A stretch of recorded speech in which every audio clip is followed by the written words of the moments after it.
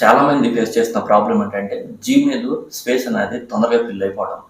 Gmail వాడు మనకి ఇచ్చేది క్లౌడ్ స్టోరేజ్ 15 GB అనేది ఫ్రీ. ఈ 15 GBని మనకు తెలియకుండానే కన్జ్యూమ్ చేసేస్తూ ఉంటాం. అది ఎట్లా అంటారా, ఏదైనా ఫోటో తీసినా, వీడియోస్ తీసినా, అదేవిధంగా మనకి వాట్సాప్లో ఎవరైనా ఫొటోస్ పంపించినా, వీడియోస్ పంపించినా ఆటోమేటిక్గా మన మొబైల్లో డౌన్లోడ్ అయిపోయి డ్రైవ్లో కానీ, ఫొటోస్లో కానీ, అంటే ఫొటోస్ అంటే గూగుల్ ఫొటోస్లో కానీ సేవ్ అయిపోతూ ఉంటాయి ఆటోమేటిక్గా. సో దీనివల్ల మనకు తెలియకుండానే 15 GBని కన్జ్యూమ్ చేసేస్తూ ఉంటాం.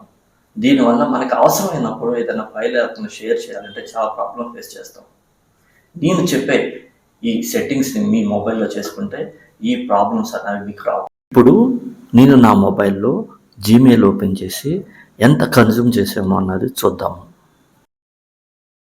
ఇక్కడ మనకి your storage is almost full 94% చూపిస్తుంది. అంటే గూగుల్ వాడు ఇచ్చే 15 GB ఫ్రీ స్పేస్లో మనం 94% యూజ్ చేసాము. ఇక్కడ మనం తెలుసుకోవాల్సింది ఏంటంటే దేనికి మనం ఎంత స్పేస్ యూజ్ చేసాం అనేది ఒకసారి తెలుసుకుందాం. ఇక్కడ మేనేజ్ స్టోరేజ్ అనే ఆప్షన్ మీద క్లిక్ చేయండి. క్రింద మనకి మోర్ డీటెయిల్స్ అని కనిపిస్తుంది కదా, ఆప్షన్ మీద క్లిక్ చేయండి. ఇక్కడ మనకి గూగుల్ ఫొటోస్లో ఆల్మోస్ట్ 8 GB వరకు మనము కన్జ్యూమ్ చేసాం. అదే వాట్సాప్లో అయితే బిలో 5 GB వరకు కన్జ్యూమ్ చేస్తే గూగుల్ డ్రైవ్లో 1 GB మనము యూటిలైజ్ చేసాం. అంటే జీమెయిల్లో అంటే ఇన్బాక్స్లో మనకి 450 MB బిలో ఈమెయిల్స్ మాత్రం. స్పేస్ని ఇంక్రీజ్ చేసుకోవడానికి కింద బాటంలో క్లీనప్ స్పేస్ అనే బటన్ ఉంది కదా, దాని మీద క్లిక్ చేయండి. స్క్రోల్ డౌన్ చేస్తే కింద మనకి Google photos, Google drive, Gmail కనిపిస్తుంది కదా. గూగుల్ ఫొటోస్ మనం ఫస్ట్ ఓపెన్ చేసి unnecessary photos and videos delete చేద్దాం. సో గూగుల్ ఫొటోస్ మీద ఇక్కడ నేను క్లిక్ చేస్తున్నాను. గూగుల్ ఫొటోస్లో అన్నెసరీ ఫైల్స్ అంటే ఇమేజెస్ కానీ వీడియోస్ కానీ నేను ఇప్పుడు డిలీట్ చేస్తున్నాను. మీరు యూజ్ చేయని అన్నెసరీ ఫొటోస్ అండ్ వీడియోస్ ఒక్కొక్కటి సెలెక్ట్ చేసుకొని రైట్ కార్నర్లో డిలీట్ బటన్ ఉంది, క్లిక్ చేస్తే ఈ విధంగా కన్ఫర్మేషన్ బాక్స్ వస్తుంది. ఇక్కడ చెక్ బాక్స్ ఉంది కదా, దాన్ని సెలెక్ట్ చేసుకుంటే కింద మూవ్ టు బిన్ ఉంది కదా, ఆ బటన్ మీద క్లిక్ చేయండి. ఇప్పుడు మనము మన గూగుల్ స్టోరేజ్ ఎంత పెరిగిందో చూడటానికి టాప్ రైట్లో బ్యాక్ బటన్ ఉంది కదా, దాని మీద క్లిక్ చేయండి. ఆల్మోస్ట్ 8 GB వరకు గూగుల్ ఫొటోస్ ఆక్యుపై చేసింది. ఇప్పుడు మనం 7 GB వరకు డేటాని డిలీట్ చేయడం వల్ల మనకి ఇప్పుడు గూగుల్ ఫొటోస్ అనేది 1 GBనే ఆక్యుపై చేసింది. కొంతమందికి అయితే గూగుల్ డ్రైవ్లో కానీ గూగుల్ ఫొటోస్లో కానీ 15 GB వరకు ఇంపార్టెంట్ ఫైల్స్ ఉంటాయి. ఈ ఫైల్స్ ఏటిని వాటిని డిలీట్ చేసే ఛాన్స్ ఉండదు. అట్లాంటి వాడు ఏం చేయాలంటే మీ ఫైల్స్ని కంప్రెస్ చేసుకోవాలి. ఎట్లా చేయాలి ఒకసారి చూద్దాం.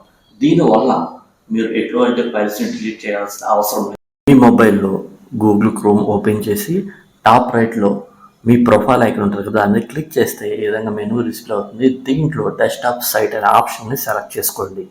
URLలో photos.google.com అని టైప్ చేసి ఎంటర్ చేస్తే వెబ్సైట్ మనకి ఈ విధంగా డిస్ప్లే అవుతుంది.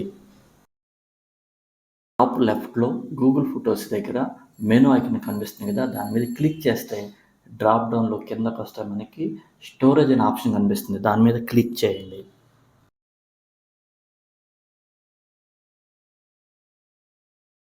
రికవర్ స్టోరేజ్ అని ఉంది కదా, ఈ ఆప్షన్ రైట్కి స్క్రోల్ చేస్తే లెర్న్ అని కనిపిస్తుంది కదా, దాని మీద క్లిక్ చేయండి.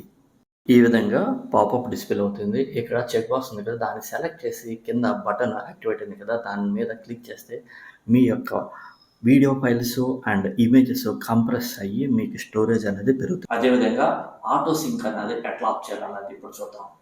గూగుల్ డ్రైవ్ ఓపెన్ చేయండి.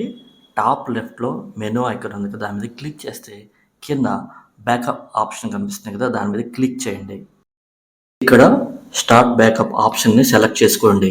డిఫాల్ట్గా ఫొటోస్ అండ్ వీడియోస్ ఆటోమేటిక్గా సింక్ అవ్వాలని చెప్పి ఇక్కడ చెక్ చేస్తుంది. దీన్ని అన్చెక్ చేయండి. దీనివల్ల లాస్ ఏంటంటే మనము ఫొటోస్ తీసినా అండ్ వీడియోస్ తీసినా, అదేవిధంగా వాట్సాప్లో ఎవరైనా వీడియోస్ పంపించినా, ఇమేజ్ పంపించినా అది మన మొబైల్లో స్టోర్ అయ్యి ఆటోమేటిక్గా డ్రైవ్లో కూడా బ్యాకప్గా స్టోర్ అయిపోతుంది. దీనివల్ల మనకి లాట్ ఆఫ్ మెమరీ స్పేస్ అనేది వేస్ట్ అవుతుంది. కాబట్టి దీన్ని అన్చెక్ చేయండి.